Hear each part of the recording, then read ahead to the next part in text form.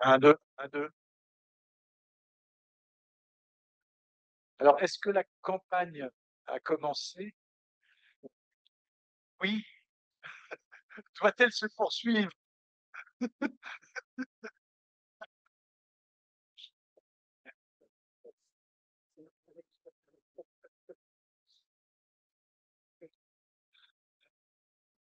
J'ai pas pu m'empêcher ce mauvais mot.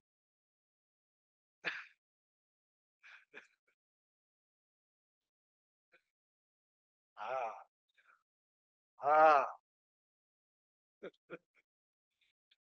quel honneur!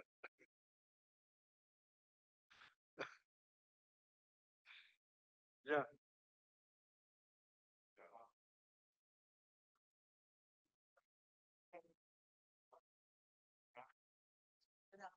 Efficace.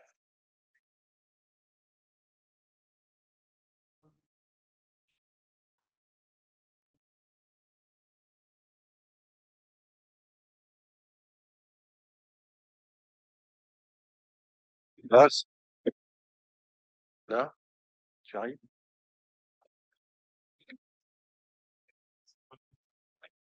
Oui.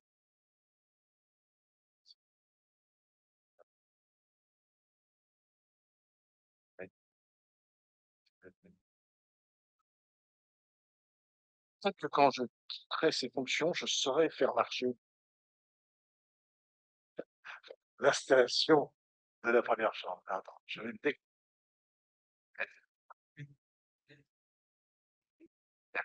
Voilà, chers amis, je suis une fois de plus heureux de vous accueillir dans cette salle magnifique, invité avec toujours autant de gentillesse et de chaleur par le président Sayer pour traiter, ou pour voir traiter, un sujet qui n'a peut-être pas l'apparence de la simplicité. Identité et transférabilité, les nouvelles frontières de la digitalisation, ceci cache des sujets qui nous concernent au quotidien, puisque identité, c'est l'authentification, et transférabilité, c'est la transmutation d'une matière première en un produit qu'on peut dématérialiser, c'est-à-dire un titre papier. On a commencé par l'argent avec la lettre de change. On a parlé tout à l'heure du connaissement qui, lui, transporte des marchandises sans les bouger d'un endroit et de l'autre. Pour nous parler de ces sujets très techniques et très passionnants, nous avons 5 orateurs. Le président Vincent Fabier, qui est également membre de la commission numérique de ce tribunal et dont cette double fonction explique l'intérêt particulier qu'il porte au sujet. Deux confrères, Dominique Doise, un peu plus loin sur ma gauche, et Éric Caprioli, traiteront chacun d'un sujet entre l'identité précisément et la transférabilité. Monsieur Laurent Bobia, expert judiciaire, s'intéressera plus particulièrement aux questions d'identité. Et enfin, Clément Combarieux, pour la Dixit BPCE, nous emmènera dans des méandres inconnus mais passionnants. Monsieur le Président, je vous passe la parole immédiatement. Alors, je vais la prendre, mais pour vous la rendre très vite, simplement pour vous dire que le tribunal de commerce est, est au cœur de la modernisation de ce qui peut aider les entreprises en général, les commerçants en particulier, à faciliter leurs échanges, qu'au sein même de la juridiction, Vincent Favier en sait quelque chose, nous avons, avec le vice-président Claude Kleinman, porté la réforme de tous les sujets numériques en premier plan. D'ailleurs, certains ont peut-être vu ce matin un article des Échos qui faisait état de nos projets que nous avions déjà présentés à l'occasion de la Nuit du droit, de nos projets en matière d'utilisation contrôlée et avec toutes les précautions nécessaires de l'intelligence artificielle au tribunal. Il se trouve que les questions qui vont être traitées par de grands spécialistes ce soir sont des questions qui m'ont toujours fasciné. Est-ce que vous savez, c'est une anecdote que rapportait le président Fabier tout à l'heure, Est-ce que vous savez que lorsqu'un porte-container de CMA-CGM se déplace avec plus de 20 000 conteneurs, je n'avais pas imaginé qu'il y en ait autant, il y avait, parmi ces 20 000 conteneurs, plus de 4 qui physiquement sont remplis de papier, et on parlait à l'instant du connaissements qui ont été, qui remontent bien avant, mais que j'ai retrouvé dans les dispositions du code de 1807, connaissement, c'est-à-dire l'état effectivement des cargaisons, de leur destination, et connaissement qui à l'époque devait être rédigé en 4 exemplaires au moins. Je comprends qu'aujourd'hui, il n'y en a plus que 2 qui soient nécessaires. Celui qui était conservé par le capitaine, d'où la nécessité qu'il soit effectivement sur le navire, faisant foi. On voit bien aujourd'hui ce que ce transport de papier a évidemment, puis toutes les manipulations qu'il y a derrière, a évidemment d'archaïque. Pour parler de l'autre sujet, qui est le sujet de l'identité numérique, une anecdote très rapide, mais qui vous montre en quoi le monde a changé. Vous savez peut-être tous que le vieux permis de conduire 3 volets était une pièce d'identité. En tout cas, était considéré comme une pièce d'identité. On pouvait prendre l'avion avec son permis 3 volets. Aujourd'hui, le nouveau permis de conduire que vous avez, qui est celui qui a l'avantage de tenir dans un porte-carte de crédit, pour ceux qui ont changé, ce n'est pas forcément le cas de tous, mais en tout cas, ça a été mon cas, je l'avais perdu. Ce n'est plus une pièce d'identité. C'est un papier, un document infiniment plus moderne, alors que l'autre, il est quasiment photocopié avec une photocopieuse couleur. Celui actuel est infiniment plus moderne, mais pour le coup, ce n'est pas une carte d'identité. M'intéressant au sujet de ces papiers numériques, j'avais été un jour rencontrer le secrétaire général, directeur général, je me souviens plus, de l'ANTS, l'Agence nationale des titres sécurisés, et je lui faisais la réflexion, je lui disais, mais pourquoi diable n'avez-vous pas mis au moins une carte à puce euh, représenter ces permis de conduire? Il m'a dit, mais je suis très très content, j'ai fait une économie de 60 millions d'euros, à peu près 60 millions fois 1 euro. Je dis effectivement, dans un objectif de politique industrielle, c'est tout à fait pertinent. Mais surtout, me disait-il, et ça c'est particulièrement choquant, il me dit, de toute façon, tout qu'on pourra mettre sur une carte à puce, ça ne présente aucun intérêt en regard des informations que Facebook, Google ou Apple auront sur chacun d'entre vous et qui permettront infiniment mieux de savoir qui a derrière un ordinateur, donc tout ce qui sera sur une carte à puce.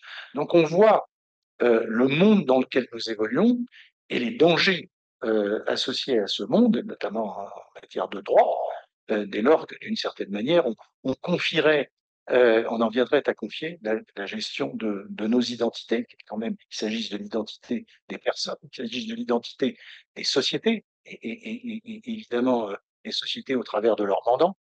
Donc on voit toutes les difficultés qui sont posées par ces questions.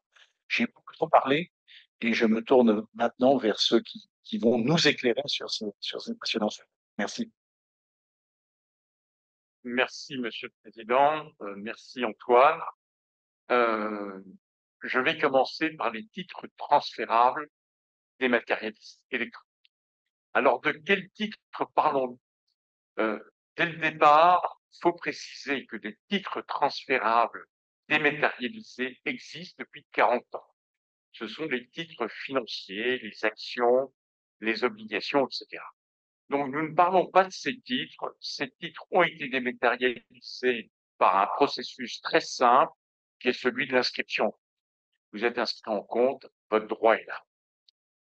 Nos titres sont des titres commerciaux. Et en fait, alors si on se situe dans une optique européenne, ce sont, j'allais dire, des titres ignorés par le règlement MiCA, Market in Cryptocurrencies, parce que tout simplement, ce sont des titres uniques et non fongibles. De quel titre s'agit-il? De connaissement maritime, ça vient d'être évoqué, de l'aide de change, de billets à ordre, de récépissés barrants, de police d'assurance à ordre, et également de bordereaux DI lorsqu'ils sont stipulés à ordre.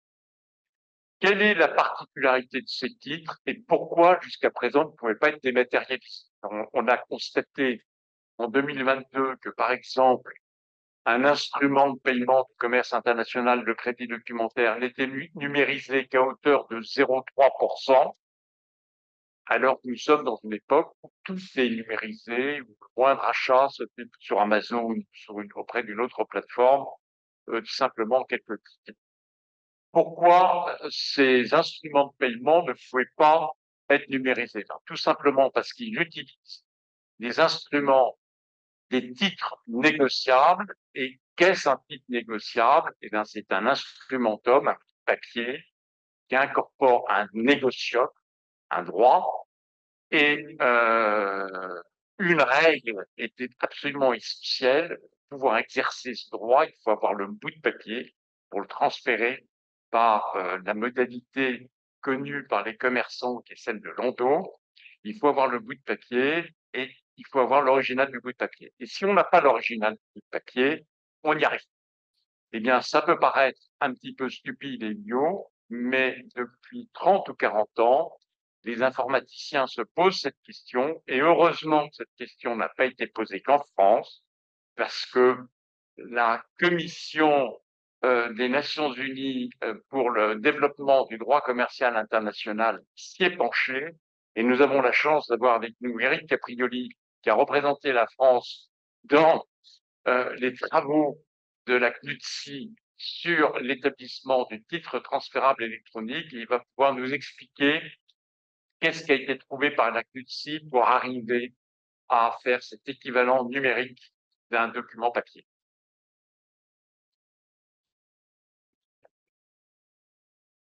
Merci.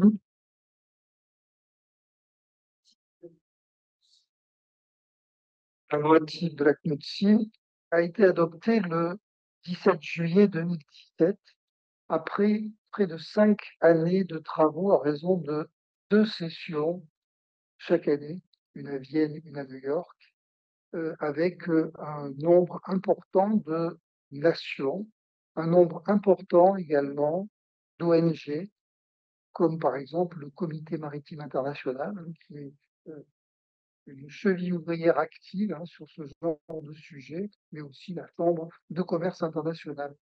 Alors, ces sujets sont vraiment très importants, puisqu'on a commencé à s'y intéresser bien avant.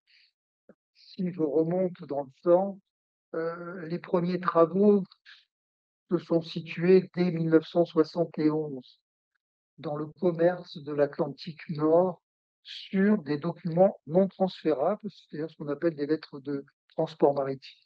Et puis ça s'est échelonné dans les années. Et puis la CNUTSI a essayé de travailler à plusieurs reprises sur le sujet, mais n'a pas réussi, parce que c'est un sujet qui est très difficile et il fallait absolument avoir un consensus pour travailler sur le sujet. Alors cette loi type, qu'est-ce qu'elle a comme intérêt? D'abord, elle a pour but de sécuriser les transactions qui se fondent sur des documents transférables électroniques. C'est un corps de règles juridiques à la fois cohérent et harmonisé au plan international, ce qui n'est pas neutre parce que, je ne sais pas si vous le savez, il y a des lois types. Les lois types sont incorporées dans le cadre des travaux que l'on fait au niveau interne, comme nous l'avons fait au mois de juin dernier, puisque le Parlement français l'a adopté, un texte sur les documents transférables. On va y revenir tout à l'heure. Et ça permet donc d'utiliser ces documents transférables électroniques en droit interne dès lors qu'on incorpore les termes de la loi type. Alors, c'est pas du mot à mot.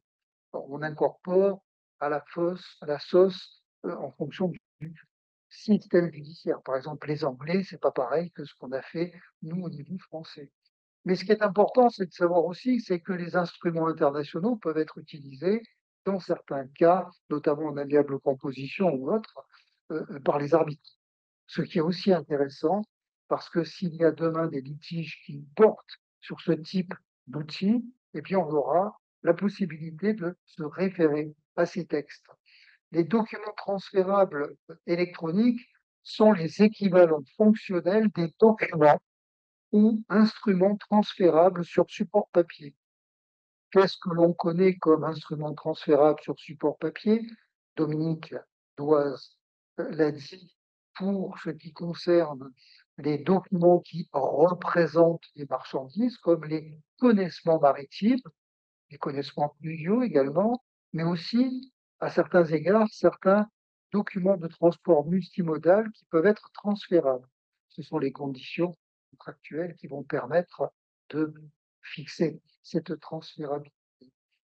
Mais on a aussi d'autres documents transférables, comme on l'a dit tout à l'heure, qui sont aussi les effets de commerce, comme les lettres de change, les billets à l'ordre, mais ces documents vont permettre aux porteurs de demander le paiement du montant par le tiré à l'échéance.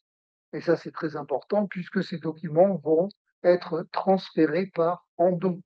Et ça, tout le monde le connaît.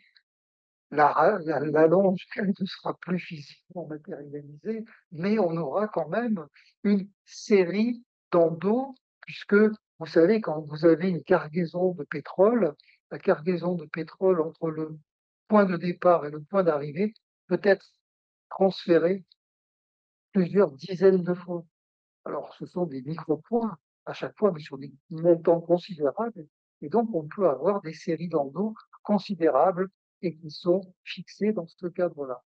Alors, il est important de souligner, et ça, j'insiste parce que on essaie de régler cette question dans notre droit interne, mais qu'il n'y ait qu'un seul document original qui autorise le détenteur à exiger la délivrance des marchandises ou le paiement du montant stipulé dans l'effet de commerce, parce qu'il y a un principe, c'est le principe alors, d'unicité du titre. En fait, il n'y a qu'un document qui va permettre l'exigibilité de la créance ou du droit. Mais cette unicité se traduit par un autre concept que l'on appelle la singularité. Parce qu'en réalité, vous savez, le problème de l'électronique, c'est que, et ça je le dis souvent, en électronique, vous n'avez pas de régime de la copie. Vous n'avez que des originaux. Vous dupliquez des originaux, ben vous aurez autant d'originaux, parce qu'un original, c'est un original signé.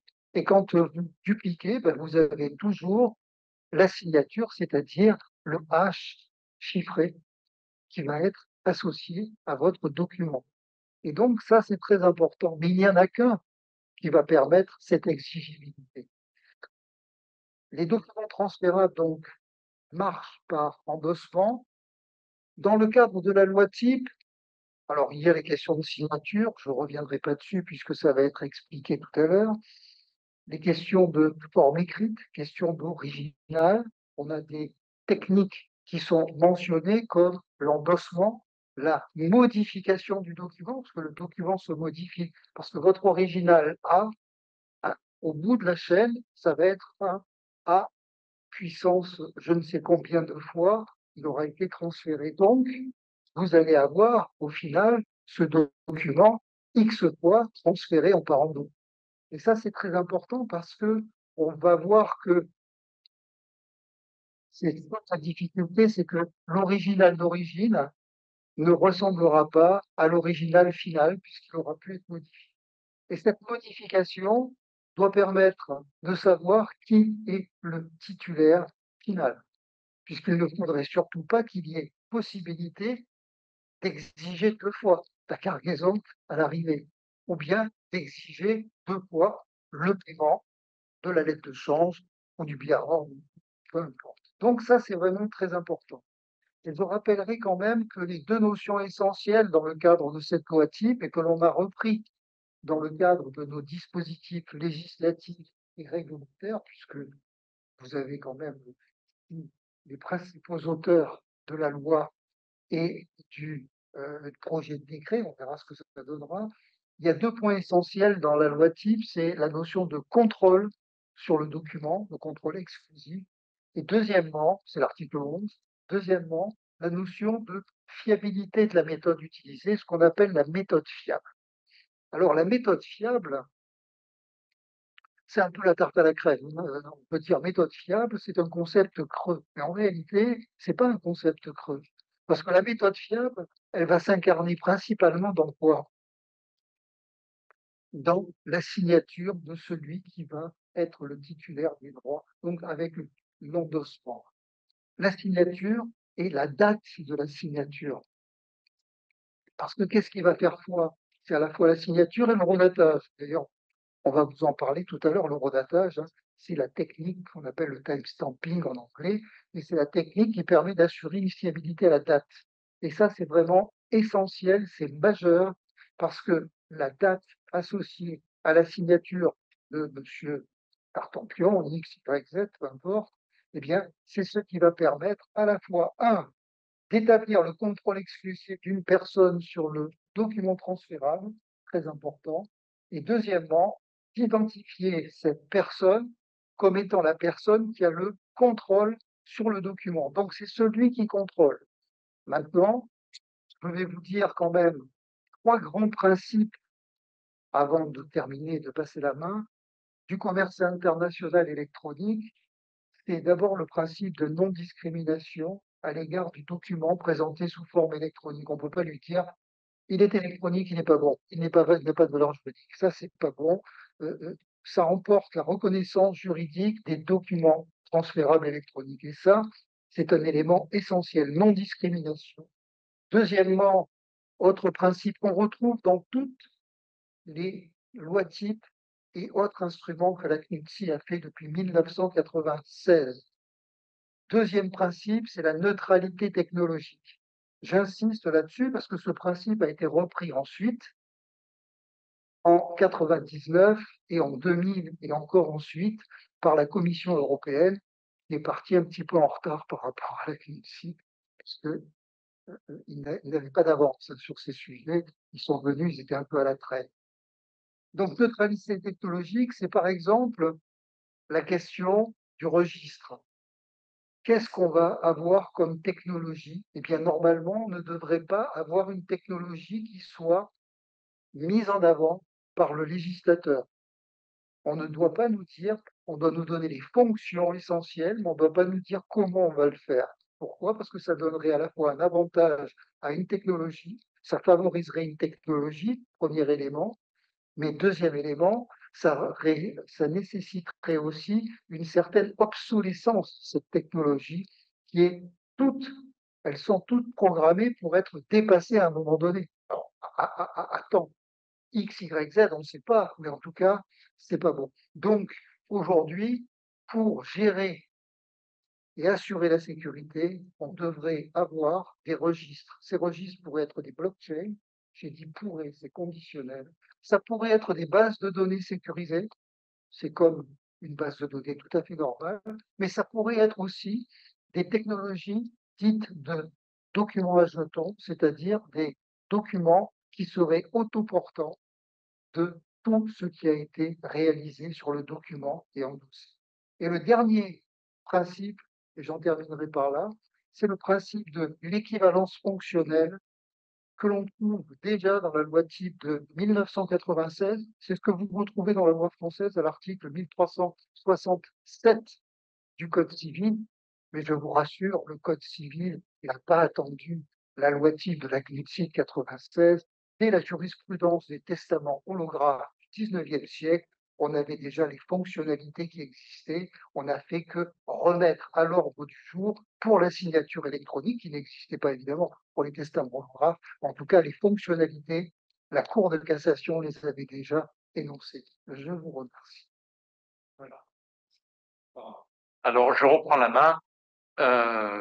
Après donc ces travaux de la CNICSI, on s'est posé la question en France et dans d'autres pays, est-ce qu'on peut incorporer ces principes par des voies de droit souple, les conventions légalement formées sont la loi des parties, comme par exemple le crédit documentaire a été introduit en droit français au travers du visa de l'article, je crois, 1134 du Code civil à l'époque, 1302 aujourd'hui, et c'est simplement une convention privée qui était en fait les règles de la CCI qui ont été instruments de droit souple consacrés comme étant la loi des parties.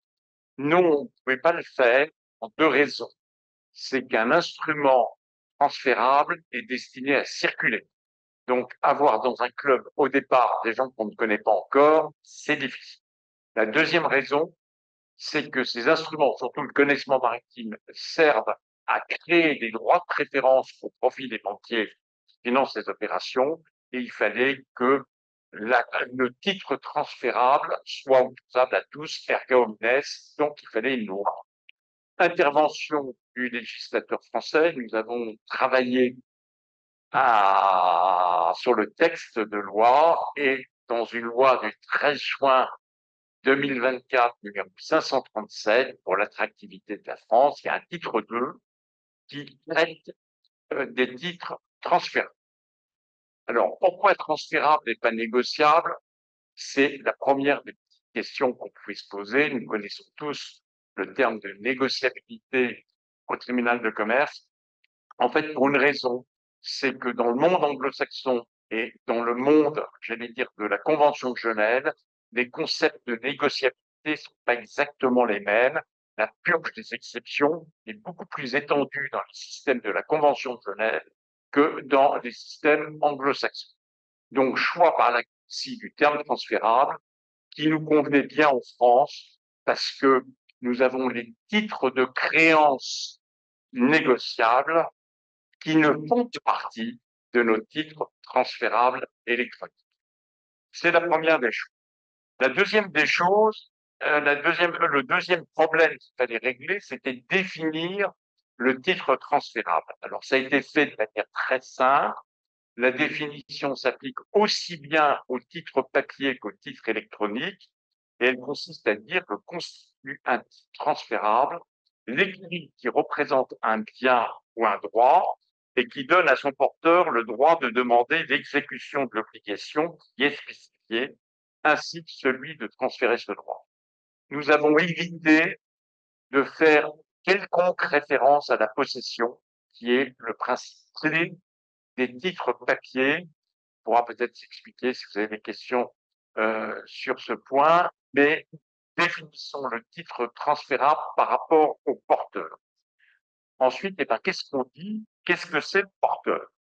Eh bien, le porteur est celui qui dispose pour lui-même ou pour un tiers. Donc là, le texte est fortement inspiré du texte qui définit la possession dans le Code civil, de son contrôle exclusif, contrôle qui vient d'être évoqué par Éric. Le contrôle, c'est en fait le principe même de la possession. Les Suisses définissent par exemple la possession par rapport à la maîtrise, et en France, beaucoup de professeurs de droit vous expliquent que la possession, ça vous confère la maîtrise. Maîtrise-contrôle, c'est donc l'équivalent fonctionnel de la possession. Le troisième point, et qui est peut-être le plus difficile dans nos exercices, c'est de savoir comment on peut définir un titre électronique comme étant équivalent d'un titre papier. Alors sur ce point, on commence par dire, c'est l'article 16 de la loi, qui ne comporte sur notre question des titres transférables que 4 articles. Je vous rassure, les autres articles traitent d'autres sujets. Eh bien, on commence par dire que le titre électronique est celui qui contient les mêmes informations que le titre papier. Jusque-là, c'est simple. Mais ensuite, on dit que ce titre doit, au travers de méthodes fiables, remplir un certain nombre d'objectifs. Le premier de ces objectifs, c'est assurer l'unicité du titre électronique. Alors, c'est les concepts d'unicité et de singularité qui ont été évoqués par Éric et qui sont compliqués à concevoir, parce qu'autant on peut comprendre que quand j'ai l'original d'un billet de banque, j'en ai la maîtrise, si je veux le déchirer ou le remettre à mon plongée pour payer mon pain, j'en fais ce que je veux. Autant pour un document électronique ou copier-coller et dans l'esprit de tous, c'est assez compliqué. Ensuite, c'est des problèmes d'identification. Alors, d'identification parmi les objectifs que la méthode fiable devra garantir. C'est identifier le porteur comme étant la personne qui a le contrôle exclusif, établir également le contrôle exclusif du porteur sur le titre, identifier tous les intervenants, et dans un titre électronique, vous avez des intervenants qui signent et des intervenants qui ne signent pas. un banquier domiciliataire ne signe pas. Un porteur ne signe pas tant qu'il n'endosse pas. Donc, il faut également identifier ces personnes, et au premier chef desquelles le porteur, qui est un acteur tout à fait essentiel. Ensuite, préserver l'intégrité. Donc, Eric a évoqué cette question d'intégrité. Un contrat, l'intégrité qui est bien connue sur le plan des documents électroniques, un contrat reste intègre quand il n'a aucune modification. La difficulté avec une lettre de change ou un connaissement, c'est que l'original, lui, échange au fur et à mesure de sa vie. Une lettre de change, et l'original de la lettre de change reste un original, mais change le jour où elle est acceptée par le tiré. Elle change le jour où un aval appose sa signature d'aval. Elle change le jour où elle est endossée. Donc, il faut que l'intégrité permette au titre de vivre. Je crois avoir dit l'essentiel. C'est un sujet très compliqué. Je dois vous dire sur ce point, avant de passer la parole à Clément, qui va rentrer dans le vif du sujet de ces aspects techniques, que nos amis anglais ont une loi tout à fait identique à la nôtre, mais ils ont été plus rapides que nous, puisque leur loi est de juillet 2023. La nôtre est de juin 2024. Et les Anglais ont fait confiance au marché. Il y a un document de la Chambre des communes qui dit comment on va établir la méthode fiable. Eh bien, on va poser les critères et le marché va nous assurer d'une méthode fiable. Eh bien, le marché n'y arrive pas. Comme depuis 30 ans ou 35 ans, des plateformes privées essayent d'établir des connaissements électroniques, mais elles n'y arrivent pas vraiment parce que c'est un problème de confiance. Il faut avoir confiance dans tous ces éléments. Alors, nous pensons en France, et ça a été notre approche, d'avoir un décret qui va pouvoir poser les principes d'une méthode fiable, mais non seulement pour les documents établis en France, mais également pour les documents établis à l'étranger, en instaurant des systèmes de présomption. C'était très long, pardon Clément, et Clément a l'exercice le plus difficile. Bonsoir. Bonsoir. La loi donc a ouvert les principes créant la possibilité, ou plutôt la certitude que la création d'un titre transférable sous format électronique a une valeur et qu'il faut en tenir compte. Il appartenait au décret de mettre cela en équation et l'exercice s'est avéré beaucoup plus délicat qu'on ne le pensait. Après une phase de consultation de la place qui a duré à peu près 6 mois, qui a révélé un certain nombre de choses que je vais très rapidement brosser pour rester dans le périmètre d'aujourd'hui, on va voir finalement que les travaux avec notamment la direction du Trésor montrent une forme de suspens. Alors, l'époque fait que le suspens a lieu puisque la continuité politique a été un temps mise en question, mais aussi parce que la technologie s'avère être un vrai sujet. Donc, la consultation de place a mis en avant que les utilisateurs, donc les importateurs, les exportateurs, les banquiers, les assureurs, les transporteurs, souhaitent qu'il y ait un régime qui s'applique aux opérateurs, comme on a un régime qui s'applique dans le cadre des MiFID ou MiCA. On a également compris que le principe de neutralité technologique, dont vous parlez Eric et Dominique, signifie que plusieurs technologies peuvent être envisagées et que ces technologies, telles qu'elles soient, qu'il s'agisse d'une blockchain la plus fiable possible ou au contraire d'un écrit électronique avec une signature simple, ce qui ne serait pas impossible si d'autres paramètres sont présents pour sécuriser l'opération, doivent toujours prendre en compte le fait que nos titres vont s'inscrire à l'international, donc avec des environnements extrêmement divers, Asie, Europe, Moyen-Orient, autres pays européens par exemple, vont s'inscrire dans des attendus de marché différents. On ne sécurise pas un conteneur qui est enfermé sur un bateau dans les mains d'un transporteur, comme une lettre de change qui a une provision de plusieurs millions de dollars à première demande, à l'autre bout du monde et qui se retrouvera sur un tiré qui n'en connaissait pas l'existence au démarrage. Évidemment, les attendus ne sont pas les mêmes, avec des systèmes de compliance, de vérification de l'aspect sain de l'opération, donc ce qui échappe un peu à la sphère juridique, qui ne seront pas les mêmes et qui sont absolument fondamentales, on sait, en matière de paiement et de transport international. Ça sont les premiers acquis. Deuxième famille d'acquis, c'est que les titres transférables électroniques ne sont pas des instruments qui peuvent résulter d'une inscription en compte.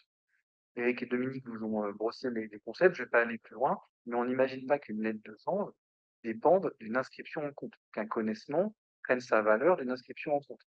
Pourquoi? Parce que au sens juridique, ce compte créerait le droit, ce qui n'est absolument pas le cas, puisqu'on a bien un titre qui constitue le droit. Le droit est incorporé au titre.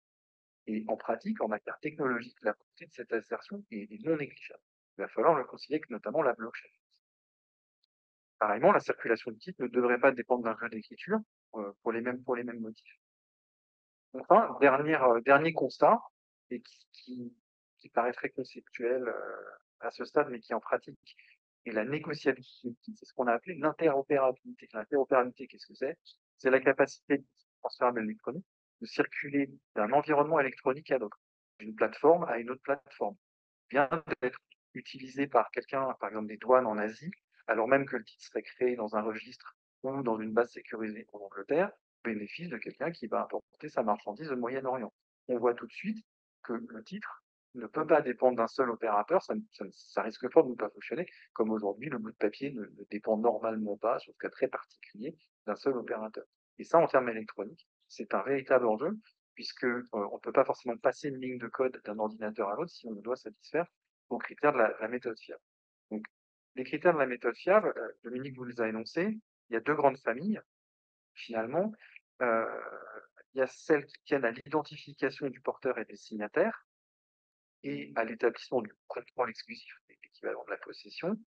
Il semblerait que ces fonctions-là puissent être assurées à ce jour par des signatures électroniques, que ce soit dans le système européen ou dans d'autres systèmes, mais également que ça puisse être pourvu par des systèmes notamment de plateformes, de contrôle d'accès à l'instrument, un peu comme vous avez accès au registre hypothécaire. Dans certains pays, vous pouvez modifier l'affectation hypothécaire par un système d'identification renforcé, vous pourriez le faire sur votre lettre de change. Le grand sujet reste en suspens, dans les 5 critères de la méthode fiable, la définition de l'unicité du titre, ou sa singularité, c'est-à-dire la capacité à définir avec une certitude absolue l'original unique qui est l'objet du contrôle. Quand je contrôle la ligne de code, je contrôle le titre, je contrôle la créance de restitution, créance de paiement, selon les cas de figure. Et deuxième grand ensemble qui doit être abordé, l'intégrité. C'est-à-dire comment assurer que le titre est invariant, alors même qu'il est variant dans sa nature, parce qu'on va l'endosser, le modifier, comme Dominique vous l'explique. Donc ça, le décret doit pourvoir à cela. On voit déjà que l'équation est extrêmement tendue, sans dupliquer ce que le droit fait aujourd'hui en termes de signature électronique, tout en respectant l'habilitation législative de la loi de juin 2024, qui est tout à fait étroite et qui se concentre exclusivement sur la méthode fiable. Donc, les travaux, et là c'est plus de l'actualité, les travaux avec les pouvoirs publics ont montré que notamment dans une volonté d'économie et de ne pas de perturber les systèmes existants, les pouvoirs publics se sont tournés avant tout sur une approche restreinte, consistant à définir la méthode fiable, sans créer de normes nouvelles. Alors, ok, mais quels sont ces existants? Ils se sont tournés rapidement vers de la blockchain. Alors la blockchain, vous connaissez le principe, c'est un système très fort de transmission des droits, qui pose néanmoins, et Eric connaît bien le sujet, de véritables sujets d'authentification, puisqu'on est dans du pseudonymat, et non pas dans votre identification renforcée, avec une blockchain, et se sont également tournés vers un système de registre avec un opérateur central, ce qui peut être très commode. Système de registre qu'on connaît par exemple avec les systèmes actuels sur les connaissements maritimes, vous les connaissez peut-être. Finalement, vous avez un opérateur central qui, au terme d'un contrat multilatéral, dispose du droit de mouvementer la titularité de l'actif, ce qui correspond bien à un système de registre d'opérateur central. Quand on n'a plus cet opérateur, parce qu'on doit franchir les frontières, parce que cet opérateur ne peut pas répondre aux problématiques de compliance aux 4 coins du monde, par exemple à des normes de signature électronique qui ne sont pas les mêmes, on se retrouve avec une difficulté nouvelle qui est physiquement, on ne sait plus gérer notre actif et le rendre aussi libre qu'un bout de papier. Donc,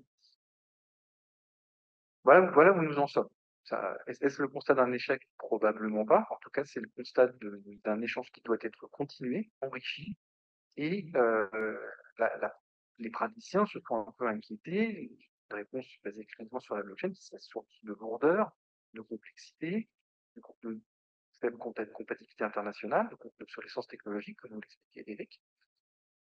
Mais on constate que l'unicité, donc le fait que le titre soit absolument certainement identifié comme le seul original valant droit, pourrait ne pas requérir de blockchain, à partir du moment où d'autres technologies viennent de support. La question, c'est quelle serait cette technologie? Deuxième famille, toujours dans la même logique, l'intégrité. L'intégrité devrait pouvoir être pourvue par des solutions de signature électronique, pourvu que l'infrastructure soit suffisante. Donc, deuxième question, et je vais me tourner vers messieurs Bobia et Xavier très vite. Qu'en est-il aujourd'hui? Sachant que paradoxalement, dans les travaux actuels avec le ministère, ces questions n'ont pas vraiment été abordées. Ce qui nous a semblé être un véritable sujet et un grand point d'interrogation. Donc, finalement, la question qu'on se pose maintenant dans le cadre de la mise en œuvre de la réforme des titres transférables électroniques, c'est comment conjuguer avec ce que nous avons dans le Code civil sur l'écrit électronique et la signature électronique, grâce au règlement IDAS et au règlement IDAS, ce qui le législateur a voulu en juin et pour lequel il faut maintenant trouver une voie. Voilà, je vous laisse la parole.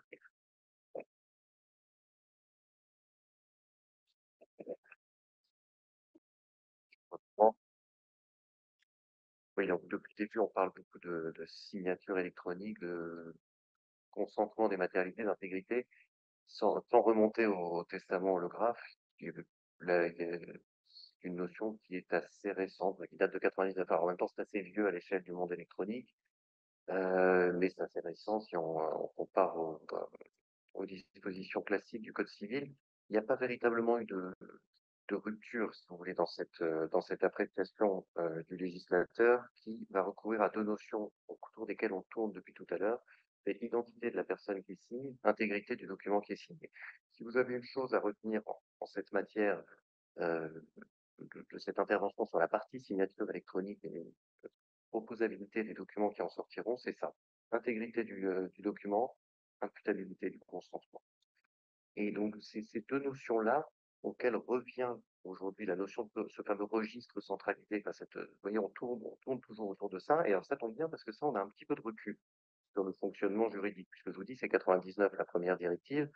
Je peux vous parler en 2007, il y a un premier règlement dont vous avez certainement entendu parler qui est IDAS 1, enfin, qu'on va appeler 1 maintenant, puisque est en gestation un IDAS 2, mais qui ne va pas changer la philosophie de l'application de ces dispositions.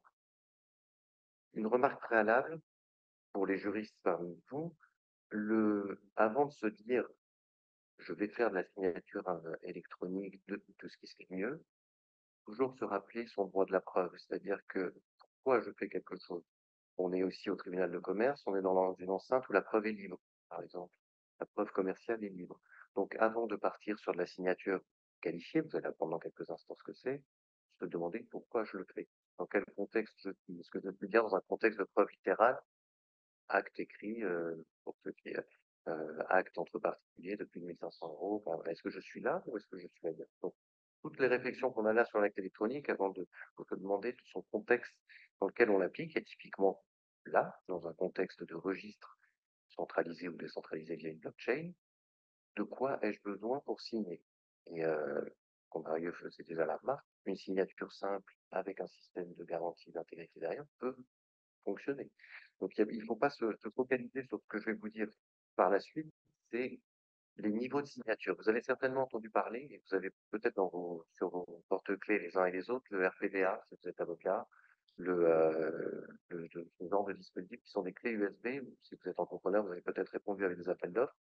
Ce sont des certificats sur support qui vous permettent de signer des documents. C'est souvent à ça que l'on pense quand on fait de la signature électronique en premier lieu, parce que c'est là-dessus que les marchés publics, notamment, sont allés et ont été en avance par rapport au marché privé. Il faut se dire que ça, c'est 2%, et encore peut-être large, 2% des signatures électroniques à l'heure actuelle en Occident, dans les pays de l'OCDE. L'essentiel du marché de la signature électronique, c'est autre chose. C'est ce qu'on a divisé en simple et en avancé. Si je vous parlais tout à l'heure de droit de la preuve, la distinction entre ces différents types, ça n'est que droit de la preuve. Maître Caprioli le rappelait, on n'est pas sur le terrain de la validité. Tout est valable, cette histoire. Simplement, est-ce que je peux prouver au bon niveau compte tenu de mon contexte? Donc, si vous êtes en signature simple, c'est un fait juridique que vous allez prouver. Signature simple, je vous envoie un mail, j'ai un contentieux prud'homal, toute la journée au prud'homme, qu'est-ce qu'on fait? On se repose des mails. Il n'y a pas eu, je ne peux pas garantir l'identité, l'intégrité, etc. Mais ça n'empêche que toute la journée, ça fonctionne. Et vous prouvez des faits juridiques avec ça. Puis une signature simple. La signature avancée, c'est celle qui va permettre de remplir les deux critères dont on parlait, imputabilité, intégrité, mais je vais les prouver a posteriori. C'est-à-dire que dans la partie, vous savez que le droit de la preuve est une partie tennis, c'est-à-dire je trouve la balle. Et donc là, si je veux prouver avec une signature avancée, je vais devoir prouver que elle a été horodatée, élément très important, que le chemin de preuve qui m'a permis d'émettre le certificat sur lequel, qui se retrouve sur l'original PDF, souvent, pas que PDF, mais disons souvent PDF, a été émis par une autorité de certification pour reprendre un certain nombre de critères qui ont été fixés par ce tribunal et quelques autres juridictions. Donc la charge repose sur vous. Et le dernier point, c'est cette fameuse signature qualifiée dont je vous parlais au début, que vous avez peut-être sur vos porte-clés. Elle va bénéficier d'une présomption. C'est-à-dire que si j'ai un document signé avec un certificat qualifié, je vais pouvoir présumer le critère d'imputabilité dont nous parlions pas. Donc dans la partie tennis, c'est celui qui est en face qui devra démontrer que je n'en suis pas le signataire. Donc ça n'est finalement qu'une affaire de présomption et de où est-ce qu'on démarre pour cette signature qualifiée ou avancée. Signature qualifiée qui ne représente 2%, elle ne représente 2% pas pour sa faiblesse juridique, vous avez compris que c'est la Rolls-Royce juridique, c'est celle qui vous donne la présomption d'imputabilité. Elle est à 2% parce qu'elle est faiblement ergonomique d'un point de vue technique. Et tous ceux qui ont pu déposer des recours en appel, si vous êtes avocat, savent de quoi je parle. L'idée, et c'est ce vers quoi nous attendons notre exposé maintenant, c'est l'identité. C'est-à-dire que cet outil d'identification qui était le certificat qualifié fort peu ergonomique, eh bien maintenant, on a d'autres solutions qui, grâce à IDAS2 et grâce à ce que va nous présenter M. Beaubien, nous permettent d'avoir des solutions plus ergonomiques et donc de bénéficier de cette présomption d'imputabilité et donc de faciliter la transférabilité des titres. Oui, merci beaucoup. Donc, nous l'avons vu à travers ces différents exposés que la confiance est le seul moyen d'atteindre les promesses du numérique. Ce numérique qui irrigue nos sociétés, nos commerces, nos économies, a besoin de cette confiance. Sans confiance, donc la confiance, c'est l'imputabilité, hein, l'intégrité, je ne vais pas redire ce qui vient d'être évoqué, l'engagement, le consentement de la personne qui a signé son document ou qui a réalisé un acte, pouvoir éviter la porte ouverte à l'usurpation d'identité, à la fraude et tout ce qui découlerait de l'absence de confiance dans ce monde dématérialisé et numérique.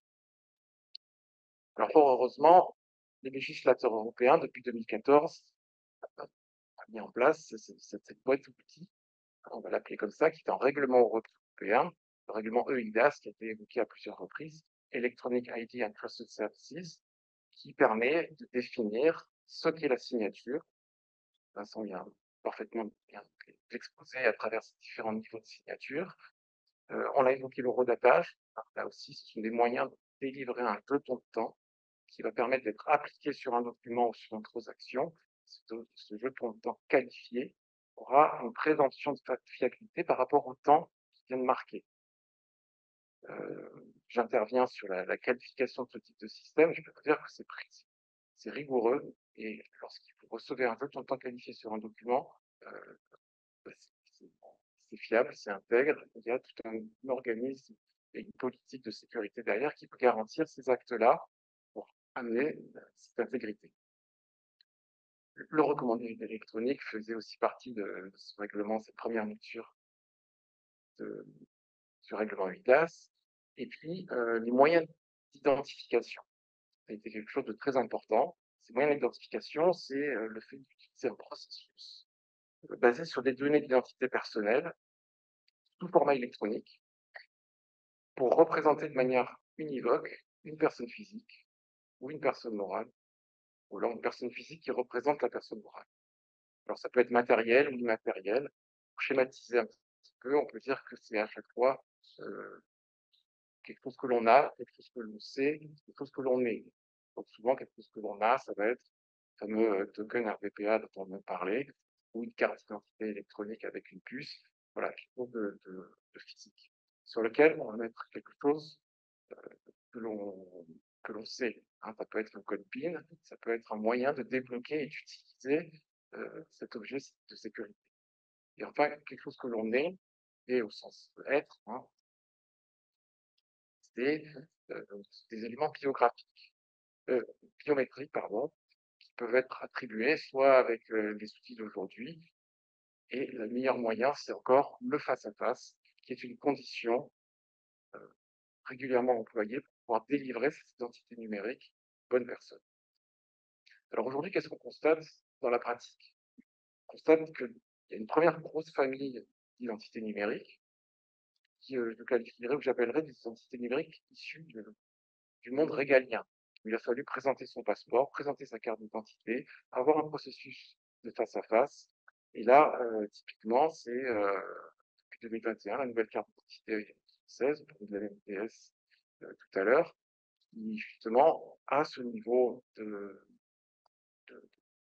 qualification, hein, le plus élevé, et qui permet d'avoir cette identité numérique associée à sa carte d'identité, sa carte nationale d'identité. Un autre moyen, c'est l'identité numérique dite de la Poste, du facteur, qui est un peu plus ancienne, qui, là, au départ, voilà, on allait se présenter au bureau de poste pour pouvoir activer son identité numérique. Il y avait ce face-à-face avec la pièce d'identité. Ou alors le facteur venait, lors de sa tournée, vérifier que vous êtes bien la personne que vous prétendez être. Donc, on était sur ces niveaux de mise en place de, de chaîne de confiance. À partir du moment où ce premier maillon de chaîne de confiance est établi, tout le reste va pouvoir en découler dans les usages. Je ne reviendrai pas sur la clé RTVA, hein, qui là aussi, si vous n'êtes pas à l'ordre inscrit au barreau, si vous n'allez pas en personne rechercher votre clé RTVA avec la pièce d'identité, vous ne pourrez pas l'obtenir. Et dans le monde des experts judiciaires, il y a une solution un petit peu similaire qui s'appelle Opalex.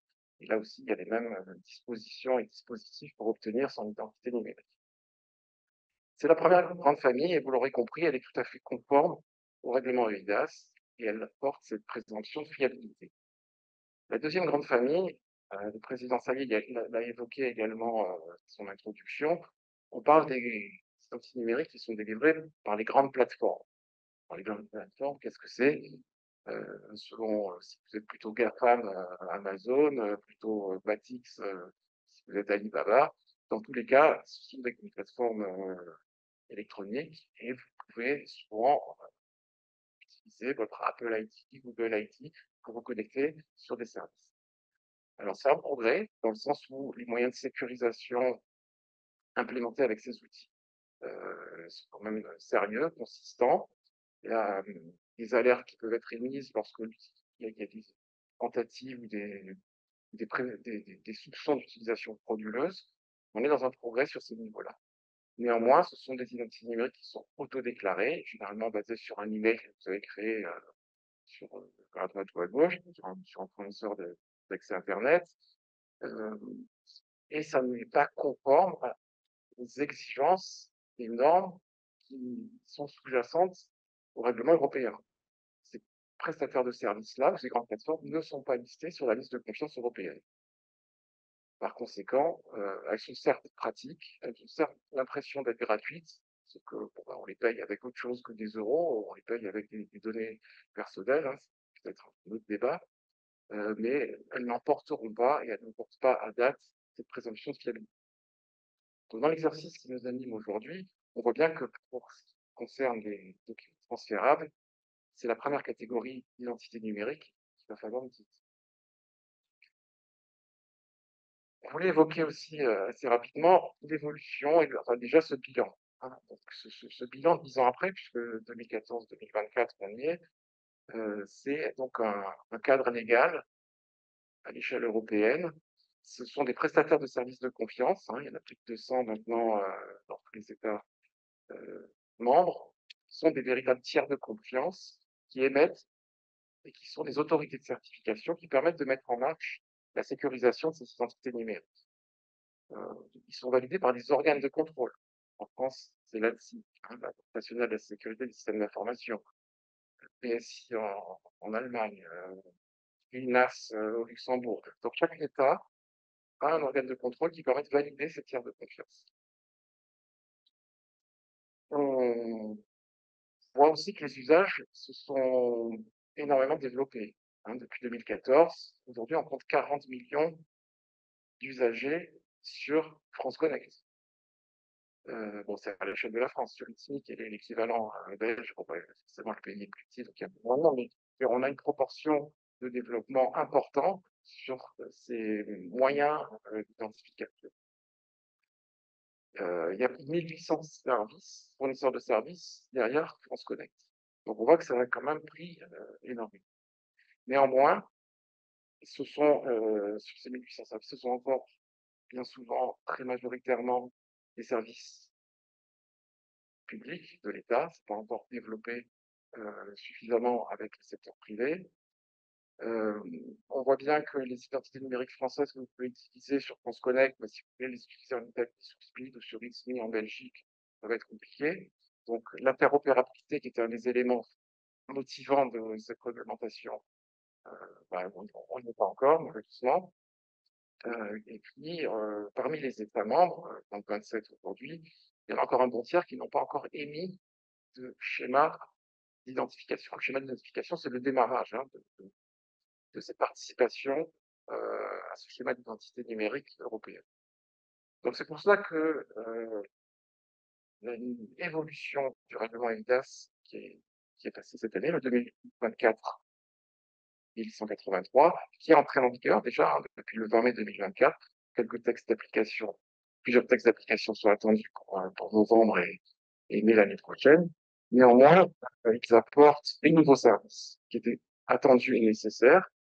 L'un d'entre eux qui est important, je ne vais pas tous les citer, mais c'est l'archivage électronique. Jusqu'à présent, la France était dotée de normes françaises, hein, de certification NF 461 ou les normes NFZ 4213, comme on dit, qui sont NF, hein, donc normes françaises. Maintenant, c'est déployé au niveau européen.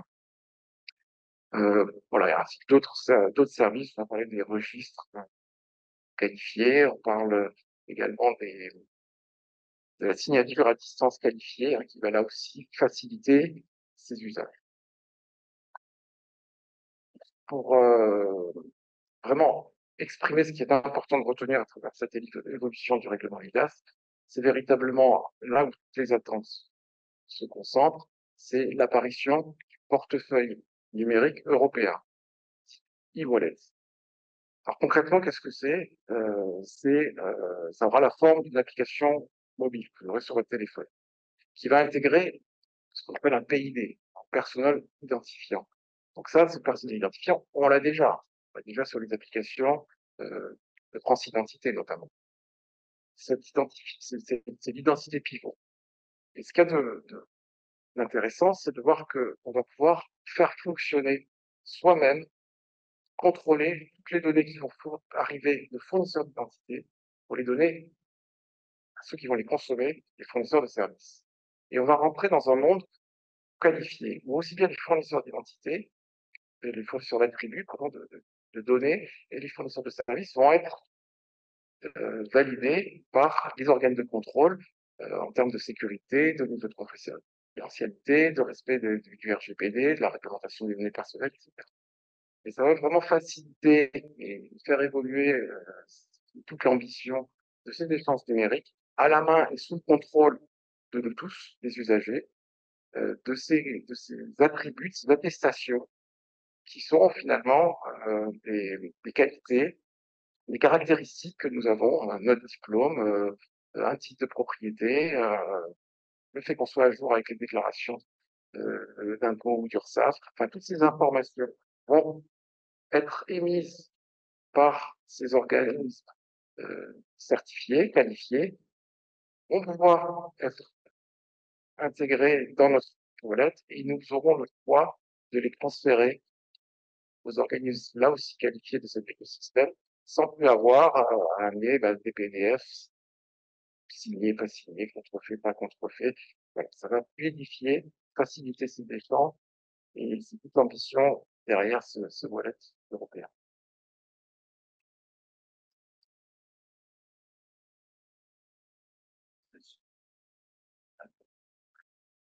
on sent à vos regards un peu de perplexité. Finalement, d'abord, je voudrais vous remercier, messieurs, pour cette conférence qui appelle à la fois beaucoup de réflexions et sans doute quelques questions que je laisserai à la salle le soin de poser, peut-être afin de faire baisser la pression, car il y en a eu. Nous venons d'évoquer un sujet général qui est la justification ou la certification de l'identité dans tous les outils que nous utilisons au quotidien aujourd'hui. Et en même temps, le sujet porte à l'origine sur la question de la circulation des marchandises, marchandises non fongibles, si j'ai bien compris d'ailleurs le sujet des titres transférables électroniques. Et donc entre ces deux aspects, il y a la question de l'internationalisation des différents sujets qu'on a abordés. C'est-à-dire que moi j'ai compris cela, nous avions des principes généraux, que nous avions le code civil, que nous avons des règlements, qui sont des règlements nationaux ou européens, que on a une loi type qui se transpose par des lois par pays, donc des lois nationales. Mais au fond, est-ce qu'il y a, messieurs, je ne sais pas lequel d'entre vous va tenter de répondre à cette question, et si même la question est pertinente, mais est-ce qu'il y a une démarche qui nous permettrait de dire, au-delà de ces lois européennes, qui engagent les membres de la communauté européenne, ou l'OCDE si elles sont aussi larges que cela, est-ce qu'il y a une démarche qui est entreprise afin que ce qu'on vient d'entendre sur l'authentification de la signature permette de certifier une signature ici ou en Australie, et de la même manière à un ensemble de marchandises, de circuler simplement de façon immatérielle au travers d'un titre transférable électronique dont on pourrait authentifier à la fois le contenu, quantité, valeur des marchandises avec tout son voyage et les propriétaires successifs. Parler des propriétaires qui serait celui qui exerce le contrôle sur le titre.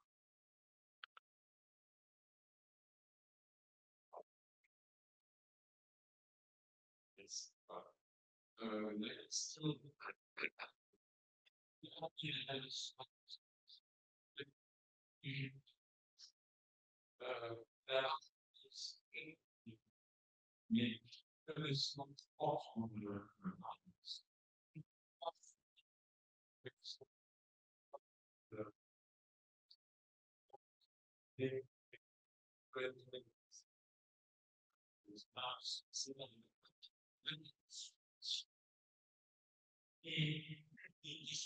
les plus difficiles qu'on peut avoir. J'allais dire assez simplement, ça se situe exactement comme pour les équivalents papier. C'est-à-dire les lettres de change, les connaissements sont devenus les instruments internationaux parce que globalement, un petit peu partout dans le monde, les mêmes principes se sont appliqués. La loi type de la CNIPSI a posé quelques principes que nous retranscrivons aujourd'hui en France, qui ont été retranscrits à Singapour, en Angleterre, dans quelques autres pays. Pour l'instant, une dizaine de pays ont retranscrit, mais la Chambre de commerce internationale qui suit l'évolution de ces travaux prévoit une centaine de pays qui auront retranscrit d'ici 2026. Donc ça va assez vite et on a le même type de principe, étant précisé qu'en France, par exemple, on n'a pas retranscrit les dispositions générales sur les signatures ou sur les clés électroniques parce que nous avons déjà toute une série d'instruments. Je suis assez optimiste sur l'utilisation internationale. On a l'habitude de le faire. Finalement, dans le commerce international, on voit très rarement des stipulations de droit applicable en matière, dans un crédit documentaire ou dans une garantie, on parle quasiment jamais du droit applicable. Les mêmes principes s'appliquent un petit peu partout. Et nous avons quand même des principes de droit international privé, Rome 1, lorsque le choix est fait par des parties, finalement, à peu près dans le monde entier, la loi choisie par les parties sera reconnue et consacrée. Les connaissements maritimes sont, eux, régis par des lois, souvent la loi anglaise, mais pas que. Par exemple, CMA-CGM fait régir tous ces connaissements maritimes, et c'est le troisième ou quatrième transporteur mondial, donc ça représente à peu près 17 à 18% des transports par conteneur. Tous les connaissements maritimes de CMA, CGM sont régis par la loi française, qui globalement n'a pas à rougir devant la loi anglaise, devant d'autres lois. Je suis assez optimiste, mais c'est l'un des défis qu'on devra régler. Pour répondre à ma question aussi, il y a un point important à avoir en tête, c'est que d'une façon ou d'une autre, en cas de contentieux, on pourrait se retrouver face à une question consistant à évaluer la valeur d'une méthode fiable d'un pays ou de l'autre. On pourrait imaginer que devant ce tribunal, la méthode fiable de Malaisie soit soulevée et qu'on se dise est-ce que finalement le document était valablement fait. Ça paraît un peu hypothétique, on peut peut-être aller sur une analyse de droit malaisien, mon exemple, ou essayer de se dire que actuellement les instruments transférables qu'on connaît tous, dont on parle depuis tout à l'heure, s'accommodent d'une forme de souplesse, voire d'un certain aléa. C'est pas rare dans un crédit supplémentaire que vous ayez des vraies questions sur le droit applicable. Dans une lettre de chance, vous savez qu'on n'a pas toujours les réponses. Et finalement, l'idée, c'est de se dire qu'il faut probablement se garder de normes trop rigides, trop directives, et accepter que la méthode fiable française, européenne, on pourrait presque dire, soit comprise comme équivalente à celle qui sera réputée fiable à l'autre bout du monde. La méthode fiable taïwanaise pourrait être reconnue par le droit français. Alors, on sait que dans le cadre notamment des règlements sur les données personnelles, la tentative de faire des échanges intergouvernementaux ça a été un échec globalement. Donc on ne peut pas passer par cette voie. Et les reconnaissances mutuelles n'ont pas fonctionné.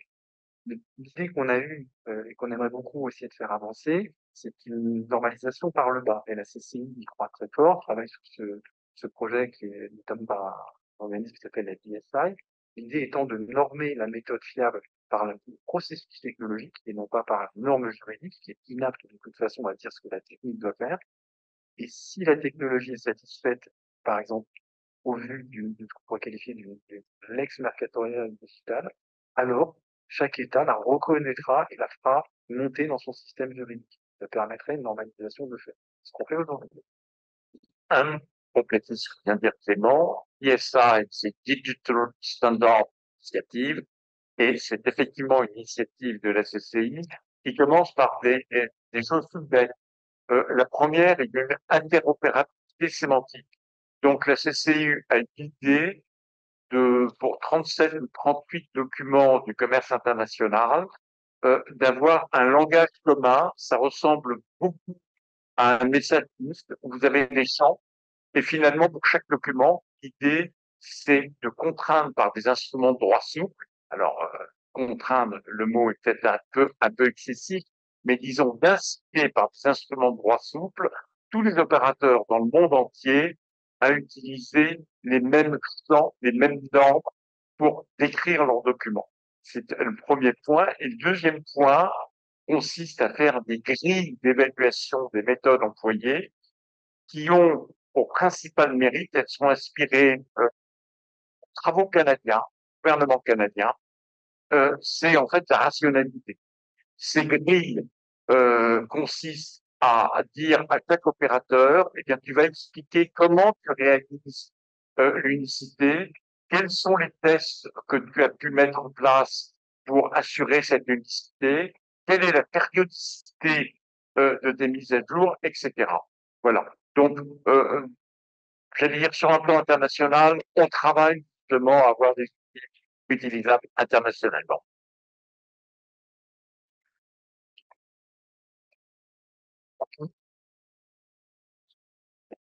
J'ajouterais juste que la loi type de la CNUTSI fournit 7 critères pour apprécier justement les circonstances dans lesquelles la méthode fiable est utilisée. Je l'ai dit là.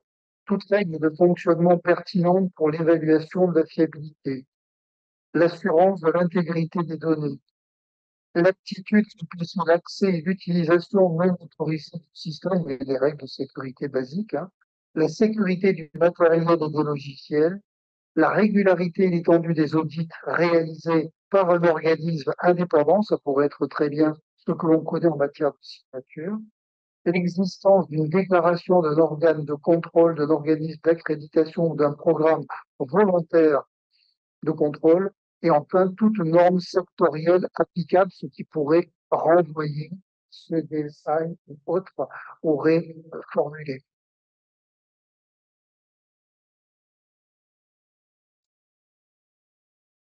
Merci. Est-ce que dans la salle, car pour le moment, en visioconférence, je n'ai pas de questions, est-ce que vous avez, les uns ou les autres, une question?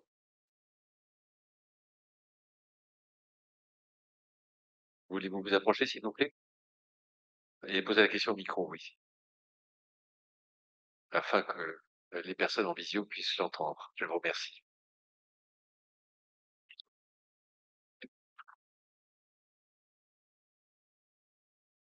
Est-ce que vous m'entendez? Merci beaucoup pour vos explications et vos interventions. Je suis Adèle Sérieux, doctorante à l'Université de l'Université de Montréal, et je travaille sur les successions numériques. Donc, on va dire toute la partie post-mortem de l'identité et la gestion des données personnelles dans le cadre des successions, mais et aussi des biens qui se fait véritablement dématérialiser. Et donc, moi, toute cette question du tiers de confiance, elle m'interpelle puisque on a d'un côté l'acteur public, mais aussi on a l'acteur privé qui est très important et qui, surtout dans le domaine des successions, dans le domaine post-mortem, va empêcher une forme d'harmonisation et d'accessibilité des données euh, ou même de l'identité. Comme vous le disiez, on a une identité biométrique, institutionnelle, mais finalement, on a aussi des comptes de réseaux sociaux, photos, vidéos. En fait, on est face à un, comment dire, une personne qui a souscrit presque une prestation de service avec un tiers commercial et qui n'aura pas peut-être ou de manière plus complexe l'accessibilité à ces données. Et moi, j'aimerais savoir comment justement l'identité digitale, comment on peut intégrer dans cette réglementation-là des acteurs et harmoniser à ce niveau-là, des acteurs privés. Merci beaucoup.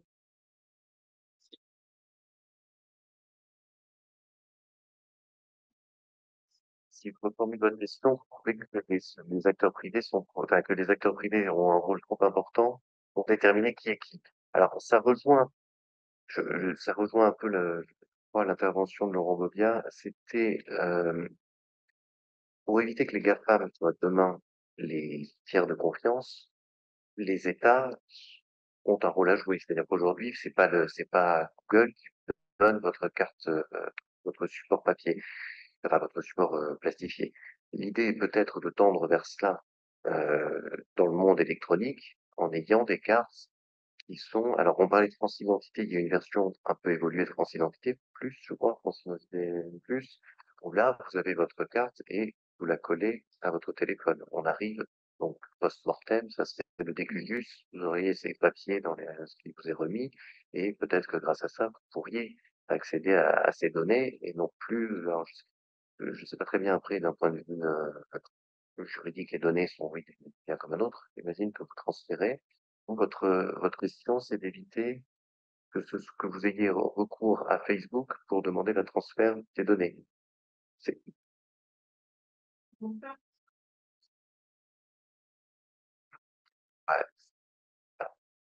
ça n'engage que moi et pas le tribunal ni les autres intervenants, mais pour moi, c'est de l'étatisation. C'est-à-dire que l'émetteur aujourd'hui de certificat qualifié, demain, ça doit être l'État. Et intégré dans des supports même nouveaux, c'est c'est plutôt un combat ou un avis plus qu'une décision.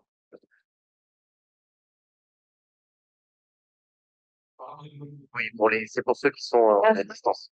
c'est ça. Comment gérer cette fragmentation de l'identité qui est à la fois. Aujourd'hui, tous les États sont fragmentés. Chaque État émet ses propres titres. Ça n'empêche pas que vous puissiez voyager avec quand vous allez au Mexique. C'est un peu la même machine. Si on tendait vers cette logique-là, c'est que c'est le lecteur est universel. Vous avez et déjà au niveau européen, on l'a. Ce lecteur, vous pouvez coller votre carte dans plein de pays. Et ça, je pense que Laurent Bobien a un retour pratique bien plus précis que le mien. Oui, enfin, Rapidement, moi, ce que j'entends quand vous travaillez sur la succession numérique, c'est que se passe-t-il après le décès de la personne, hein? C'est la question, voilà. Donc la question est bonne. Aujourd'hui, les identités numériques sont liées au registre d'état civil, donc, de la mairie, de chaque État, et quand on décède, l'identité numérique est désactivée. Donc je pose la question, comment faire pour que les ayants droit ou les successions derrière puissent récupérer les assets numériques, puisqu'ils étaient liés, dans les détails, à la fameuse clé privée de la personne qui est décédée. Alors soit il y a des moyens qui sont effectivement prévus même par les applications, hein, c'est-à-dire qu'il y a un acte, enfin moi je l'ai fait à titre personnel avec les notaires là récemment, voilà, lors de mon décès, certaines choses vont se passer, etc. Donc c'est d'utiliser les mêmes moyens. Où se pose encore plus la question, c'est dans les assets numériques de type blockchain, où là, ils sont contenus dans un wallet. Alors, c'est pas le wallet européen dont tu parlais, hein, c'est un autre, c'est les Ledger. Là, on a des codes de passe-phrase, là, papier, de je sais plus combien de lignes, maintenant, qui permettent de récupérer techniquement cette clé privée sur un Ledger si on devait l'avoir. Donc, on est là sur une transférabilité d'assets numériques. Et je vois que je n'ai pas forcément la réponse plus précise à la question, mais c'est ce genre de mécanique-là qu'il faut.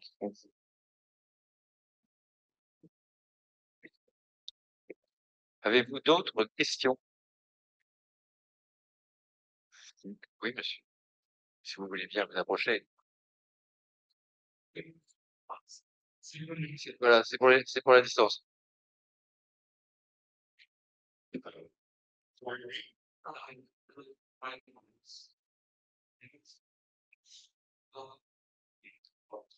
Bonsoir à tous, vous m'entendez? Bienvenue sur votre intervention. Je voulais vous faire partager une expérience professionnelle. Lors d'un emploi conseil, dans le cadre d'une instance prud'homale, un confrère avocat d'un salarié, pour une lettre de licenciement au début signée, certifiée, comment dire, signature électronique aussi. Euh, évidemment, dans le certificat de électronique, c'est un système universel. Évidemment, j'ai pu obtenir ce certificat sur le bas et que ce soit évidemment privé. C'est important parce que j'ai même personne à la politique. Parce que cette question, c'était, je crois, le système universel, donc je l'ai dit. Et donc, à un moment important, à mon époque, nous demandions, les pièces qui sont les marques de section. Là, évidemment, il faut demander ce qui va, pour les produits, de certification parce que, si on veut de votre situation, donc, plus de dire ça parce que ça évite de dire, la seule partie qui se passe aussi correctement, là, dans les éléments de preuve, en justice, parce que vous en pensez, en tout cas, j'ai cette expérience récemment dans le procès de, c'est la première fois, ce qui, rassurez-nous, le document a été considéré comme opposable? Oui. Ouais. Attendez, j'avais sûr de prendre la France. Parfait. Oui, non, alors, ce qui est souvent parler de signature avancée, tout est là-dessus, c'est-à-dire que, donc, il n'y avait pas de présomption d'imputabilité à l'employeur. On revient à ce qu'on disait tout à l'heure, donc vous avez dû, comme ça a été contesté, vous avez dû produire. Alors, je ne sais pas ce que vous entendez par certificat, souvent c'est le chemin de preuve, c'est-à-dire que vous allez démontrer la robustesse qui a conduit Universal dans votre exemple à émettre le certificat au nom de cette personne ou utiliser un cachet serveur au nom de cette personne. Le DRH de la société. Voilà, et donc pour s'assurer que c'était un lui qui avait signé et que bon, il est parté, j'imagine, pour tout le contentieux prud'homal qui est concerné, vous avez extrait une piste d'audit, un chemin de preuve selon les prestataires s'appelait différemment, qui reprenait tous les événements qui a permis de renseigner la date, l'heure, la vérificité, les logs informatiques et in fine, ce cachet serveur, je sais pas comment on appelle ça, peu importe le certificat au sens large, qui a été imposé. Vous avez certainement là-dedans eu l'horodatage, le cachet, le taux d'horodatage qui était ajouté dans le détail. C'est une pratique qui est, alors là, ma casquette de juge consulaire qui est assez classique quand il y a une contestation. C'est-à-dire que comme je n'ai pas de présomption, je vais devoir me prononcer sur la donc je vais demander ce type de document qui va permettre d'apprécier cette alors, j'espère que ça c'est grave parce qu'on ne sait pas pourquoi je suis en matière consulaire, je suis pas dans le livre, parce que la preuve livre est livre en matière commerciale, donc ça va être intéressant. Juste, il suffit que dans votre lettre de licenciement, si vous avez une signature avec un fichier PDF, normalement vous avez un fichier PDF, vous allez en haut à droite, il y a écrit magasin de certificats, vous cliquez là-dessus et vous faites une extraction, une impression et vous apportez ça à votre juge. Lui va pouvoir apprécier un, les certificats qui ont été émis, leur validité. Deux, les horodatage qui auront été émis. Normalement, le PDF va recenser l'ensemble de ces choses-là. Je vous le dis parce que moi, je plaide au civil, je plaide dans différentes... et c'est ce qu'on essaie d'apporter au, au juge, parce qu'il faut lui expliquer au tribunal. Tout le monde n'est pas, comme vous, au niveau consulaire, un juge, il fait des éléments techniques, hein, un juge civil, il va pas, il comprendra pas ce que vous allez dire. Donc, moitié de travail et expliciter au juge, lui montrer, je rappelle une chose, hein, le certificat, ce n'est pas l'outil qui sert à signer, c'est l'outil qui sert à vérifier. Donc, si vous apportez cet élément, il peut vérifier que l'employeur a bien signé la lettre de licenciement. C'est très important, ça. Alors, une question, c'est que selon les prestataires, il y a un jargon. Le chemin de preuve, c'est certains prestataires qui l'utilisent. Dans d'autres cas, on utilise la notion d'enveloppe de preuve. Tout ça, c'est pour perdre les gens dans une espèce de marasme. En réalité, à la base, parce que ce sont tous des certificats dits éphémères dans ce genre de processus, ce ne sont pas des certificats standards, sauf qu'Universail émet des certificats standards. Parce que vous connaissez bien Universail comme les autres, vice-président de la Fédération des tiers de confiance. On a tous les prestataires, donc je les connais à peu près tous, peut-être pas tous, mais à 90%, et je connais leur façon de travailler, mais ce qui est important, c'est le fichier de preuve. Alors, le fichier de preuve, il va figurer dans le chemin de preuve, il va figurer dans l'enveloppe de preuve, ou il va figurer tout simplement dans les éléments de preuve que vous allez associer à votre dossier. Mais dans le fichier de preuve, vous aurez toute une série d'éléments, notamment tout ce que je vous ai dit tout à l'heure. Merci à toi, parce que c'est pas trop question et qu'on est sur cette question. Votre question, c'est un, voilà, comme c'est ce peu, il faut bien mieux, c'est ça, notamment, c'est en Le même prestataire qui donne des éléments. Oui, effectivement. C'est déjà ça, moi.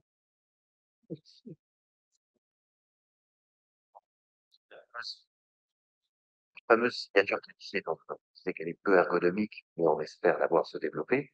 Vous auriez bénéficié d'une présomption d'imputation. Oui, mais on était en avancé, on n'était pas qualifié. Voilà, c'est ça. Ce que je veux dire, c'est que ces 2%, ces fameux 2% du marché, faudrait que nous, ça déroule encore, on peut économiser le 5 parce que, voilà. Merci beaucoup.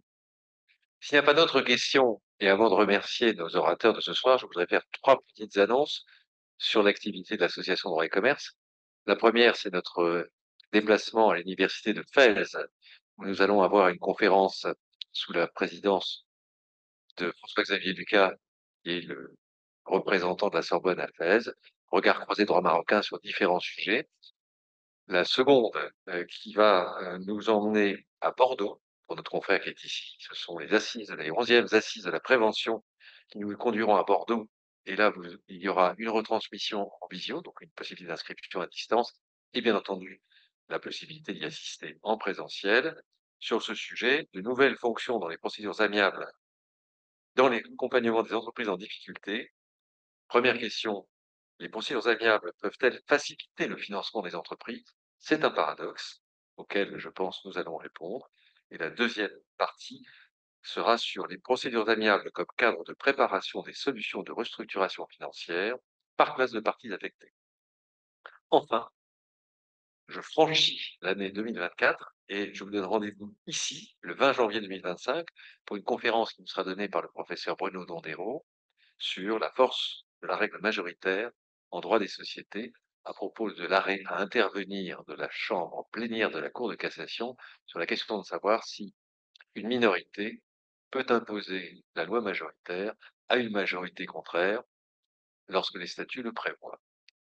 Je vous remercie. Merci beaucoup à nos orateurs pour cette conférence passionnante.